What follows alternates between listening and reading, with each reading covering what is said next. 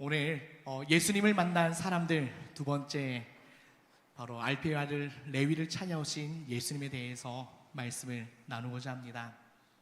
두 가지 이야기를 먼저 하고자 합니다. 첫 번째 이야기는 제가 초등학교 1학년 때 있었던 일입니다. 초등학교 1학년 때다 보니까 아무래도 이제 유치원에 졸업해서 이제 초등학교를 갔는데 모든 것이 다 낯설고 이제 긴장도 되고 참 모든 것이 참 어려웠던 기억이 있습니다. 그때 지금도 이름을 기억하고 있는데 창근이라는 친구가 있습니다.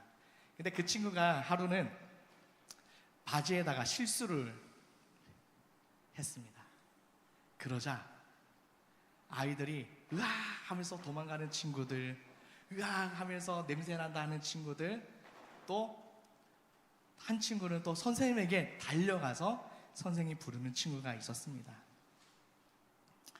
아이들이 도망가고 어떻게 할 줄 몰라 그 가운데 선생님이 오셨을 때 선생님이 그 창근이라는 친구를 감싸 안으며 등을 토닥토닥하며 괜찮다 괜찮아 하면서 그 친구의 실수한 부분을 바지를 갈아입혀주고 또 안아주신 그 모습이 지금도 제 눈에 또 제 생각에 선명하게 있습니다. 두 번째 이야기는 교구 사역을 할 때 항상 연말 10월달 11월달이 되면 저는 이제 전화 오는 것이 항상 무섭습니다. 왜냐하면 전화가 오면 목사님 이번에는 저 다른 목장으로 가게 해주세요, 다른 목장으로 바꿔주세요 라고 그런 전화가 한 통도 아니고 많은 전화가 옵니다. 때로는 그 전화를 받으면 1시간 동안 전화를 받으면서 이야기를 들어드리면서 그런 모습을 보면서 목사님 이번에는 꼭 다른 목장에 저를 꼭 넣어주셔야 됩니다. 이번에는 이 사람을 빼주십시오. 아니 저 사람을 우리 속으로 넣어주십시오 라고 그런 전화를 많이 받습니다. 근데 애나보 한인교회 와서 제가 놀랬던 것 중에 하나가 목장을 제비뽑기 하는 모습을 보면서 맞다, 이것도 하나의 하나님의 지혜자 방법이지 않나, 또 그 모습에 감동을 받게 되었습니다. 앞에서 드렸던 두 가지 이야기, 한 친구가 실수해서 친구들이 냄새난다 도망가면서 어떻게 할지 몰라서 회피하면서 나갔던 모습과, 또 연말이 되면 목장을 편성을 위해서 목사님 이번에는 이 사람 저 사람 내 마음에 맞는 사람을 해달라는 그러한 요청 전화를 보면서 오늘 말씀에 나오는 한 사람, 사람들이 싫어하고 피했던 한 사람, 바로 알페의 아들 레위에 대한 이야기를 나누고자 합니다. 많은 사람들이 이 사람을 피했지만 예수님 한 분만이 이 레위를 보고 먼저 다가와 주셨고 그에게 나를 따르라라고 말씀하셨습니다. 오늘 우리는 이 말씀을 통해서 예수님은 어떤 분인지, 또한 알페의 아들 레위는 어떤 사람인지, 오늘 우리에게 주시는 이 말씀을 통해서 우리에게 주시는 오늘 어떤 은혜가 있는지 말씀을 나누고자 합니다.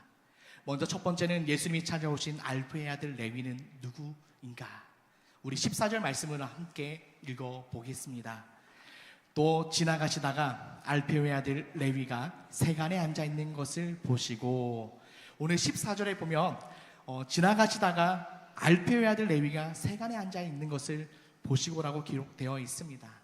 여기에 세간은 단순히 세금을 거두는 곳이 아니라 통행세, 각종 부가세 등을 징수하는 곳을 말합니다. 최근에 한 청년과 함께 메키나 아일랜드 가면서 메키나 다리를 건너면서 여기는 통행료가 없나 봐요 하고 좋아했습니다. 다리를 건너면서 이제 다리를 다 건넜을 때쯤에 톨게이트, 톨비를 내는, 통행료를 내는 곳이 나와서 아쉽다라는 한숨을 내신 적이 있습니다. 오늘 말씀에 나오는 레위는 바로 가버나움, 갈릴리 바다 근처 가버나움에 있던 곳으로서 어떻게 보면 많은 사람들이 이곳을 다니는 곳이었습니다. 더 쉽게 말하면 많은 사람들이, 상인들이 또 여행자들이 다녔기 때문에 통행세나 세금을 내야 됐는데, 그 통행세를 받는 그 자리에 누가 있었냐? 오늘 말씀에 나오는 알페오의 아들 레위가 있었다라는 것입니다. 레위의 직업은 세리였습니다. 당시 세리는 로마 정부를 대신해서 세금을 거두는 사람이었습니다.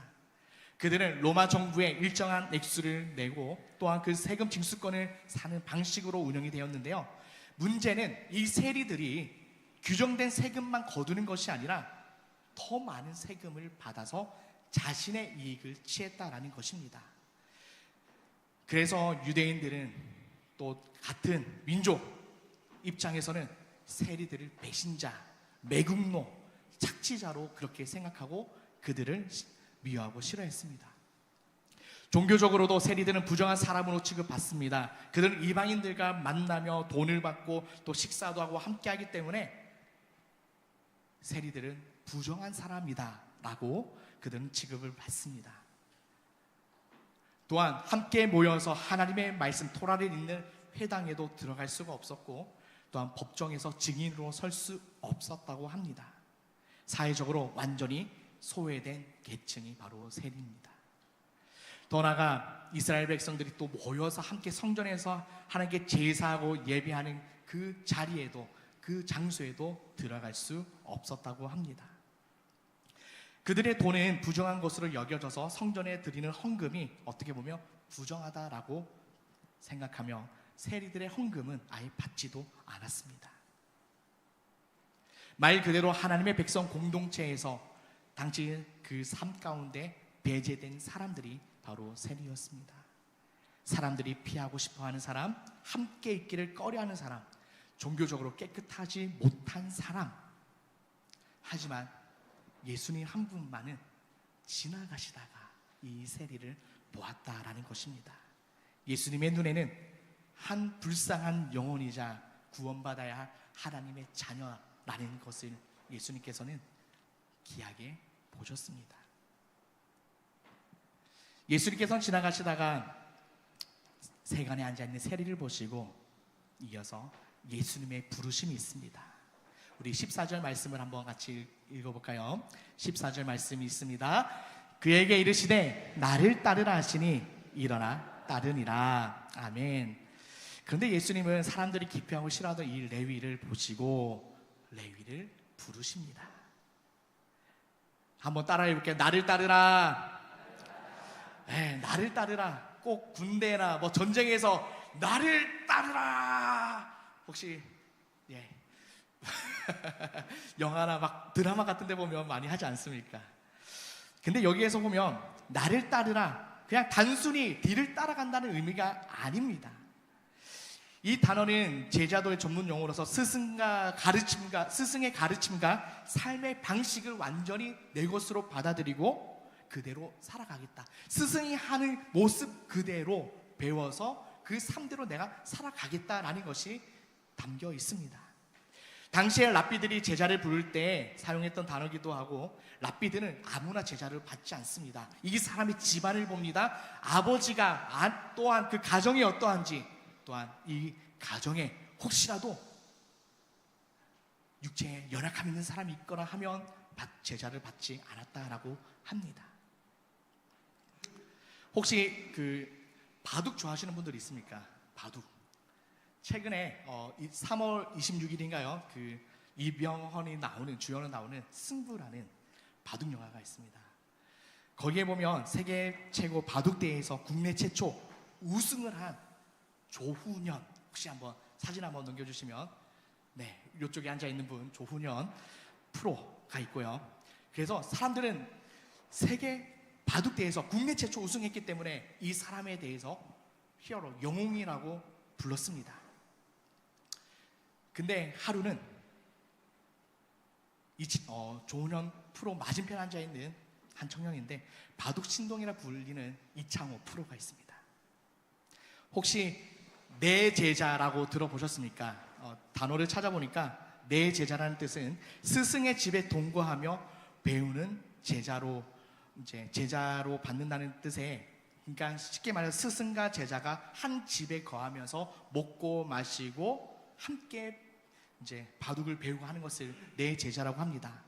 근데 이창호가 무려 10살이라는 어린 나이에 조은현 프로 집에 들어가서 살게 됩니다. 저는 이 영화에서 한 장면이 기억이 나는데요. 이제 이창호 프로가 이제 어린 이창호가 이제 스승의 집에 들어가기 전에 할아버지가 자기가 끼고 있던 시계를 빼서 이제 손자에게 줍니다. 가서 잘 배우고 와. 그래서 어린 10살의 나이에 전주에서 기차를 타고 서울에 가서 스승의 집에 들어가는 그 장면이 지금도 생각이 납니다. 여기서 이 조은현도 어떻게 보면 아무나 제자로 받지 않았을 것입니다. 어떻게 보면 신동이라 불리고 10살이라는 어린 나이에도 불구하고 잘하는 사람들을 이기면서 나가는 그 모습에 조은현이 이 아이 뭔가 좀 특별하네 하는 그 마음에 제자로 받아들이고 함께 했을 것입니다. 세상에서는 많은 사람들이 이 사람의 가능성을 보고 여러 가지 보면서 판단하며 나갑니다. 하지만 예수님은 사람들의 시선과 사람들의 보는 관점이 아니라 바로 하나님의 관점, 하나님의 마음으로 이 레위를 봤다라는 것입니다. 신동이나 불리는 사람을 찾아간 것이 아니라 죄인이라고 손가락질하는 사람들이 기피하는 알피아를 레위를 예수님이 먼저 찾아가셔서 부르셨다라는 것입니다. 이 부르심에는 몇 가지 중요한 특징이 있습니다. 첫 번째는 예수님의 주도적인 부르심입니다. 레위가 예수님을 찾아간 것이 아니라 예수님이 레위를 찾아오셨다라는 것입니다. 레위는 세간에 앉아 자신의 일을 하고 있었는데 근데 예수님은 먼저 그를 보시고 먼저 다가오시고 나를 따르라라고 말씀하셨습니다. 이것은 하나님의 은혜가 어떠한지, 하나님의 능력이 어떠한지에 대해서 말씀하고 있고 잘 보여주고 있습니다. 우리가 이 시간 예배드리러 나온 것이 내가 이 자리에 나왔다라고 생각할 수도 있지만 우리의 발걸음과 우리의 믿음과 우리의 건강을 허락해 주신 분이 하나님이시라는 것입니다. 하나님의 은혜가 먼저 우리에게 찾아오셨고 예수님이 우리 재림 이 땅에 먼저 오셨고 우리가 그 은혜로 인하여서 오늘 이 자리에 나와서 함께 예배하며 함께 찬양하며 나간다라는 것입니다. 때로는 우리가 내가 먼저 이렇게 했습니다라고 고백할 때도 있지만 그것이 아닙니다. 예수님이 레위를 먼저 찾아오셨듯이 부족하고 연약한 우리를 먼저 찾아오셨다는 것을 기억하시길 바랍니다. 두 번째는 부르심의 조건 없는 부르심입니다. 예수님을 레위에게 먼저 회개하라, 너 세리하느니 사람들이 싫어하니까 그만두라 라고 말씀하지 않으셨습니다. 그냥 나를 따르라. 이는 하나님의 은혜가 우리의 행위나 자격에 있지 않고 하나님의 은혜는 값없이 우리에게 주어졌다라는 것을 기억하시길 바랍니다. 에베소서 말씀에 하나님의 은혜는 하나님의 선물, 하나님의 선물이 우리에게 그저 값없이 주어졌다는 것을 우리가 기억하고 나가길 바랍니다. 세 번째는 이 부르심에는 건의 있는 부르심이라는 것입니다. 예수님의 말씀에 사람의 마음을 변화시키는 권능이 있습니다. 아까 제가 나를 따르라라고 했을 때 다들 반응이 어땠습니까? 제가 나를 따르라 했을 때 목사님 그 앞에서 이렇게 하니까 이제 웃으시고 하셨는데 예수님께서 레위에게 나를 따르라라고 했을 때는 레위의 마음이 움직였다라는 것입니다. 레위는 예수님의 말씀을 들었을 때 예수님의 이 음성이 나를 따르라는 이 말이 레위의 마음을 변화시키는 능력이 건세가 있었다라는 것입니다. 가정에서도 여러분들 자녀를 키우시면서 어떻게 보면 아이들에게 이거 하지 마라 했을 때 아이들이 한 번은 말 듣고 안 하면 얼마나 좋겠습니까? 어떠합니까? 2번, 3번, 4번, 5번 말을 해도 들을까 말까 그런 경험을 해보셨을 텐데 예수님께서는 한 번 이야기하셨는데 레위는 예수님의 그 권위적인 말씀에 움직였다라는 것입니다.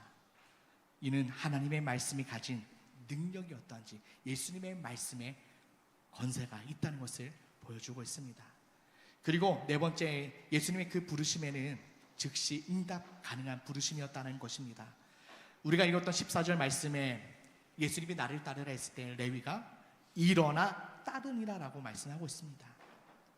레위는 망설이지 않았습니다. 즉시 일어나서 예수님을 따라갔습니다.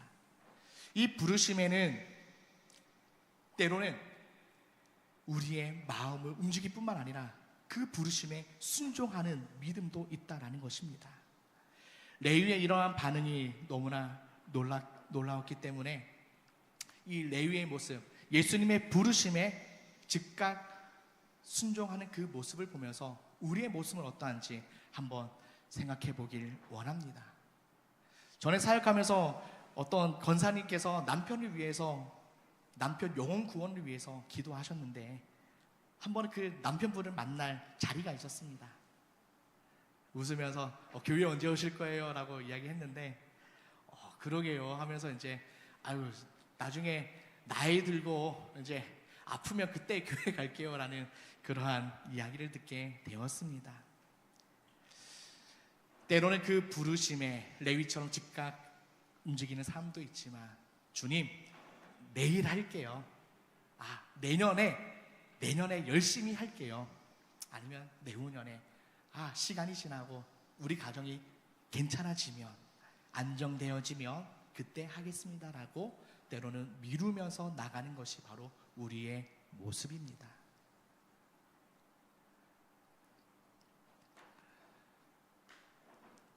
존 스토튼 목사님은 그리스도의 십자가의 책에서 이렇게 이야기합니다. 하나님의 은혜는 우리가 있는 그 자리에서 우리를 받아들이시지만 그 자리에 그대로 두지 않으신다. 은혜는 우리를 변화시키는 능력이다라고 말씀합니다. 혹여라도 예수님께서 나에게 기도하는 가운데 말씀을 보다가 나를 따르라라는 그 부르심과 그 음성이 있다면 우리가 주저하는 것이 아니라 레위처럼 즉각적인 순종하며 그 부르심에 나아가는 저와 우리 성도님들 되기를 주님의 이름으로 소원합니다. 이제 레위가 부름을 받고 예수님을 따르면서 했던 일이 한 가지가 있습니다. 세 번째는 바로 레위의 집에서 레위가 자기의 집으로 초대했다라는 것입니다. 여기 에나보에 와서 이제 1년 반이 다 되어 가는데요. 1년 반 동안 저희 집에 6가정이 왔다 갔습니다. 6가정. 놀리지도 않으시네요. 한 분은 이제 후배 목사님 가정이 이제 캐나다에서 저희 집에 한번 방문하고, 또 한 번은 또 한국에서 이제 또 함께 신앙생활했던 청년 제자가 또 저희 집에 2박 3일 지내다 가고, 또 하여튼 6가정이 다녀갔습니다. 누군가를 초대한다는 거 쉽습니까? 어렵습니까? 어렵지 않습니까? 어느 집사님이 이런 이야기를 하시더라고요. 목사님, 저기 따뜻한 곳에 살 때는 사람들이 캘리포니아 살 때는 사람들이 지나가는 관문이니까 항상 자기 집을 들렸다 간다는 거예요. 그래서 집에 오면 항상 밥도 해줘야 되고 뭐 챙겨줘야 되고 그랬는데, 에나보에 오니까 사람들이 안 오더라고 하면서 이제 웃으면서 이야기 나눴던 그 기억이 있습니다.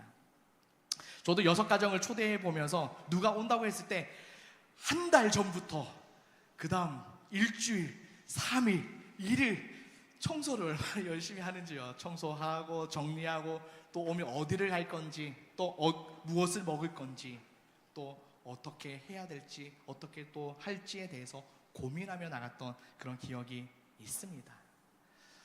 최근에 우리 홍 권사님께서 그 남상용 장로님 쓰신 자서전 책에 보니까, 권사님 계실 때는 매해 많은 사람들이 오셔가지고 간호사 일을 하시면서 또 많은 사람들을 초대하면서 식사를 또 대접하면서 그런 모습이, 저는 6번이라는 이 숫자는 이제 6번 셀 수 있지만 우리 권사님 얼마나 많은 분들을 섬기면서 나가는 것이 쉽지 않은지를 깨닫게 되었습니다. 오늘 말씀에 나오는 레위도 자기 집에 예수님과 또 많은 사람들을 초대합니다. 저는 계획된 만남, 계획된 초대지만 계획이 없는 초대를 합니다. 어떻게 보면 집이 정리가 되지 않았을 것입니다. 집이 더럽거나 냄새나 여러 가지 참 어지럽혀 있거나 그런 상황이었지만 15절 말씀에 보면 이렇게 나와 있는데, 우리 15절 말씀 한번 읽어볼까요? 그의 집에 앉아 잡수실 때에 많은 세리와 죄인들이 예수와 그의 제자들과 함께 앉았으니 이는 그러한 사람들이 많이 있어서 예수를 따름이러라. 아멘. 레위는 자기 집에 예수님과 많은 사람들을 불러서 잔치를 베풀었습니다. 근데 여기 함께 앉았다라는 것은 그냥 단순히 함께 앉았다라는 의미가 아닙니다. 그림을 한번 보여주시면, 식탁에 함께 기대어 식사한다는 의미인데요, 당시 중동 지역에서는 식사는 바닥에 낮은 상을 놓고 옆으로 기대어서 먹는 풍습이 있었습니다. 이런 식사 방식은 매우 친밀하고 개인적인 교제를 의미합니다. 사랑하는 성도님들, 누군가의 집에 초대를 받거나 누군가의 밖에서 레스토랑에 식사를 할 때 어떻게 가십니까? 그냥 반바지 슬리퍼 신고 가십니까? 아니면 옷을 차려입고 가십니까? 나름 준비해서 식사하러 가지 않습니까? 근데 당시에는 예수님과 식사할 때 옆으로 기대면서 진짜 편하게 식사한 모습을 보게 됩니다. 단순히 음식을 나눈다는 의미가 아닙니다. 이 함께 앉아 식사를 했다는 것은 첫 번째는 친교와 교제의 표현입니다. 함께 식사하는 것은 서로를 받아들이고 인정한다는 의미고, 두 번째는 사회적 지위가, 당신은 바리새인, 나는 그냥 백성, 그런 것이 아니라 그냥 서로 동등한 관계를 인정한다라는 의미가 있습니다. 세 번째는 종교적 정결함, 앞에서 이야기했듯이 세리들이 부정한 사람, 더러운 사람, 그런 것이 아니라 그 관계를 넘어서 함께 식사를 했다는 것입니다. 네 번째는 언약적 관계의 확립, 함께 식사하는 것은 서로에 대한 충성과 우정을 맹세한다는 의미가 있습니다. 그런데 예수님은 세리와 죄인들과 함께 식사하셨습니다. 이것은 당시 사회에서는 상상할 수도 없는 일이었습니다. 종교 지도자들이 절대로 인정하지도 않고 오히려 예수님을 당신 유대인인데 뭐 하는 거냐고 이야기할 수도 있습니다. 또한 주목할 점은 이 자리에 있던 사람들입니다. 많은 세리와 죄인들이 있었다라고 합니다. 이는 레위 혼자만 예수님을 따른 것이 아니라 그의 친구들과 동료들도 함께 있었다는 것입니다. 예수님이 나를 따르라 했을 때 레위의 내적인 변화가 있었고, 그의 마음에 예수님을 따르면서 메시아를 만났다. 더 나아가서 너도 예수님 한번 만나고 오지 않을래? 자기와 함께 일했던 사람들에게 이야기를 하면서 예수님께로 데리고 왔다라는 것입니다. 그리고 이 자리에 왔던 사람들 가운데 어떻게 보면 소외되고 사람들로 인정받지 못했기 때문에 그들 마음 깊은 곳에 레위가 만난 변화된 모습을 보면서 나도 레위처럼 변하고 싶다라는 그러한 간절한 마음이 있었는지도 모르겠습니다. 사회에서는 버림받고 사람들이 손가락질하고 조롱하는 그런 사람들이었지만, 레위가 예수님을 만나고 그의 삶이 변한 것을 보면서 오히려 자기 집에 예수님과 사람들을 초대한 이 변화된 모습이 우리에게 필요한 줄 믿습니다. 말씀을 준비하면서 이 레위와 같은 고백이 담긴 찬양을 보게 되는데요. 나의 나된 것이라는 참 80년, 90년 많이 불렀던 찬양인데요. 이 찬양의 가사가 너무나 와닿습니다. 만일 나의 생에 주님이 없었다면 지금 내 모습이 이대로 남아있을까? 끝없이 솟아나는 슬픔과 뜻모를 외로움으로 내 영혼이 어둠 속을 헤매고 있진 않을까? 우리 함께 이 찬양의 가사를 생각하면서 함께 부르도록 하겠습니다.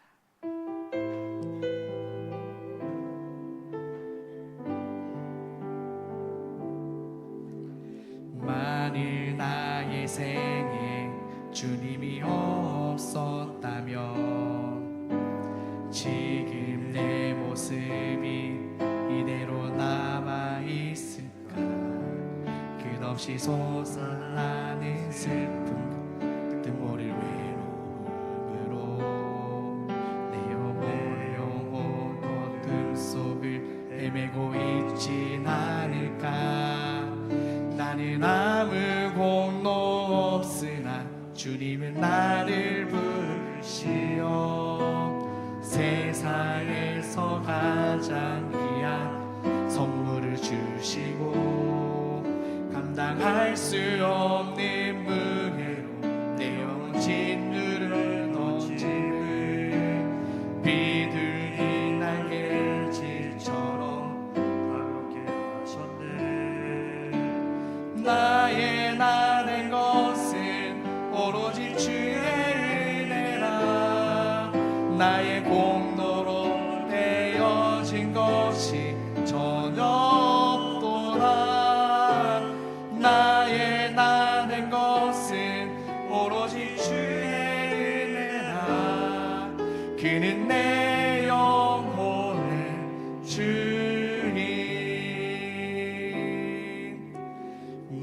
만일 나의 생에 주님이 없었다면 지금 내 모습이 이대로 남아있을까.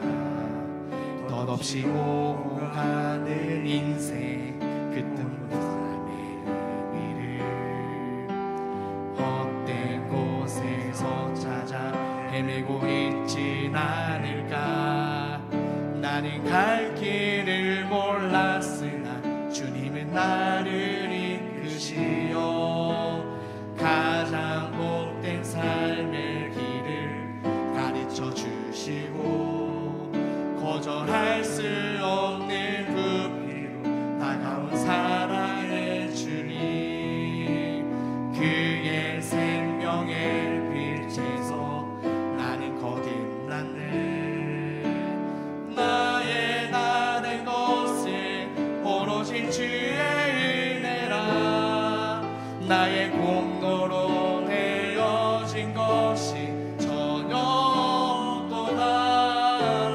나의 나는 것은 오로지 주의 은혜라. 이제 나의 생명 나의 영혼 나의 모든 것 주님 위하여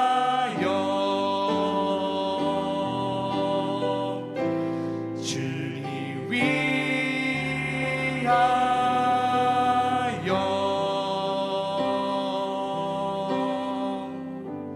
아멘. 이 고백이 저와 우리 성도님들 고백이 되기를 주님의 이름으로 소원합니다. 레위가 변화가 되고 예수님을 위해서 내 생명 나의 영혼 주님을 위해서 살겠습니다. 예수님을 따르며 나아갑니다. 하지만 바리새인의 서기관들이 이 레위가 이 결단한 모습에 대해서 방해하는 모습을 보게 됩니다. 네 번째는 바리새인들의 비판과 예수님의 대답인데요. 16절 말씀을 함께 읽겠습니다. 바리새인들의 서기관들이 예수께서 죄인 및 세리들과 함께 잡수시는 것을 보고 그의 제자들에게 이르되 어찌하여 세리 및 죄인들과 함께 먹는가. 세리가 예수님 집에 불러서 예수님 초대해서 함께 식사하면서 그 자리가 하나님의 나라가 되었고 축제의 자리가 되었고 너무나 기쁜데 갑자기 생뚱맞게 바리새인의 서기관들이 이렇게 이야기합니다. 어찌하여 세리와 죄인들과 함께 먹는가라고 하면서 그 있는 그 자리에서 이 세리와 예수님을 비판하는 모습을 보게 됩니다. 이 질문은 단순한 호기심이 아니었고 어떻게든 예수님을 공격하고자 하는 그러한 질문이었습니다. 바리새인들의 시각에서 보면 하나님의 사람이라면 절대로 할 수 없는 일을 예수님이 하고 계셨고, 이 바리새인들 말을 뜻 보면 분리된 자들이라는 뜻입니다. 죄인들과는 분리가 되면서 자신들의 삶은 거룩하다. 우리는 하나님의 말씀, 이 토라를 늘 가지고 있기 때문에 우리의 삶은 늘 거룩하고 시장에서 거리에서 어디서든지 두 손을 들고 기도하면서 나가는 그 모습 가운데 자신은 특별하다고 생각했습니다. 더 쉽게 말하면 이 바리새인들은 하나님을 믿고 하나님의 말씀을 읽고 했지만 예수님에 대해서 메시아라는 것을 알지 못했고 또한 하나님의 거룩함에 대해서 잘못 알고 있었다는 것입니다.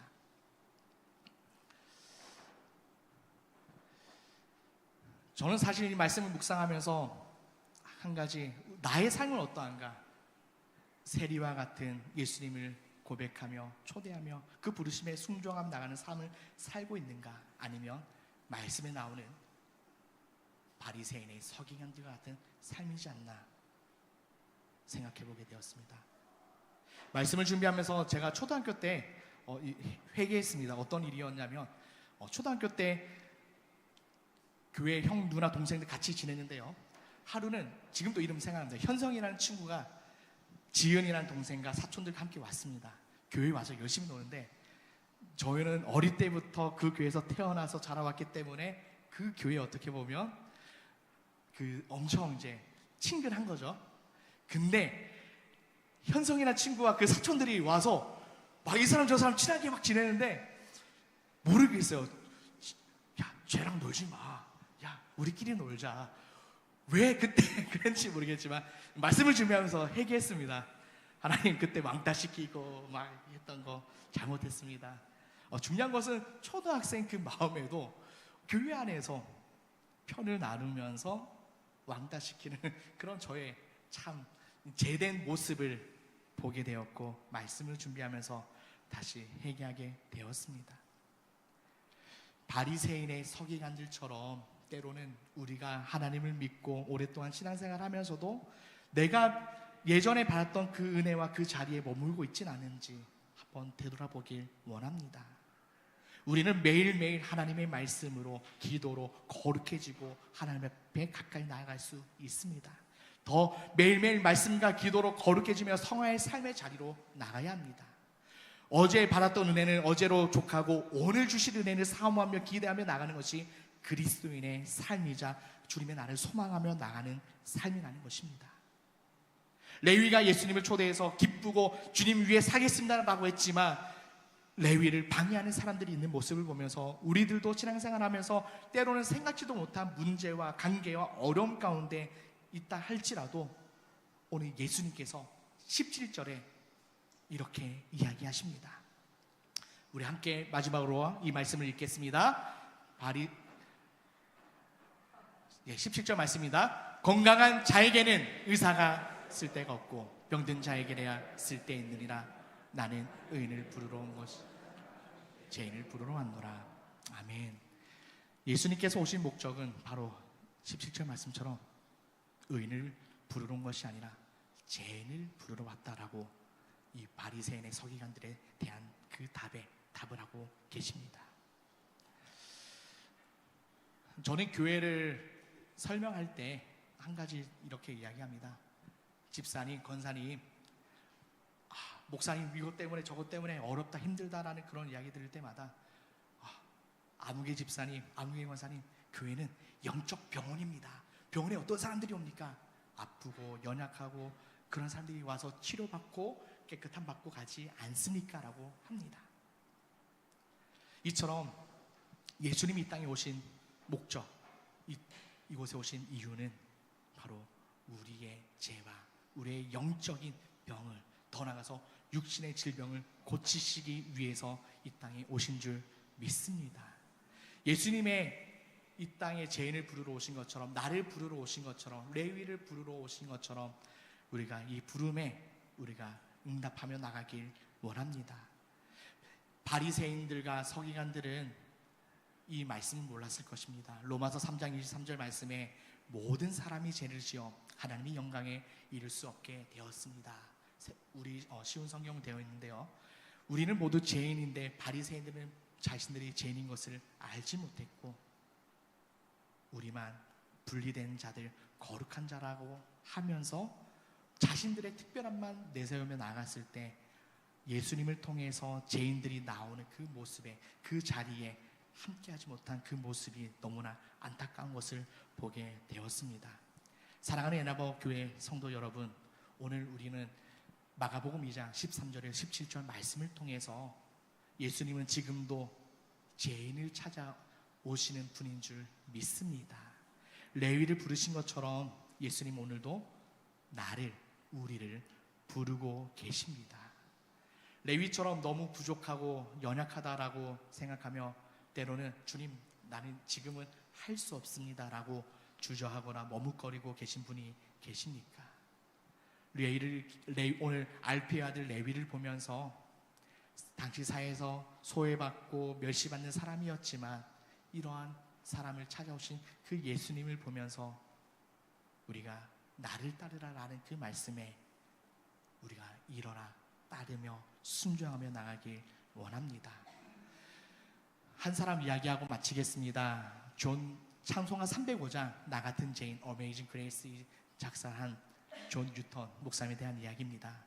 그는 젊은 시절에 노예 무역에 종사했던 선장이었는데 아프리카에서 흑인들을 사람들을 잡아다가 아메리카 대륙을 팔아넘기는 참 비인간적인 일을 했던 분입니다. 그런데 1748년 폭풍우가 몰아치는 바다에서 죽음의 위기에 처했을 때 그는 하나님께 부르짖습니다. 하나님, 나를 살려주시면, 이 폭풍 가운데에서 나를 살려주시면 주님의 일을 하겠습니다. 거짓말처럼 이 폭풍우가 잠잠해지고 배에서 내려서 노예 무역을 그만두고 성공의 신부로서 귀한 영혼을 살리는 일에 전생의 삶을 바친 모습을 우리는 너무나 잘 알 줄 믿습니다. 자신의 간증으로 나 같은 죄인 살리신 주님의 은혜에 놀라워 잃었던 생명 찾았고 광명을 얻었네 라고 고백하며 이 찬양의 가사가 오늘날 많은 사람들이 이 찬양을 통해서 은혜 받고 있는 줄 믿습니다. 존 뉴턴이 자신이 얼마나 큰 죄인인지를 깨달았고 하나님의 은혜가 얼마나 큰지도 경험했습니다. 사랑하는 에나바 한인교회 저와 우리 성도님들도 레위를 찾아오신 예수님, 존 뉴턴에게 찾아오신 예수님, 그리고 나에게 찾아오신 그 예수님의 부르심에 우리가 아멘하고 순종하며 나가길 주님의 이름으로 소원합니다.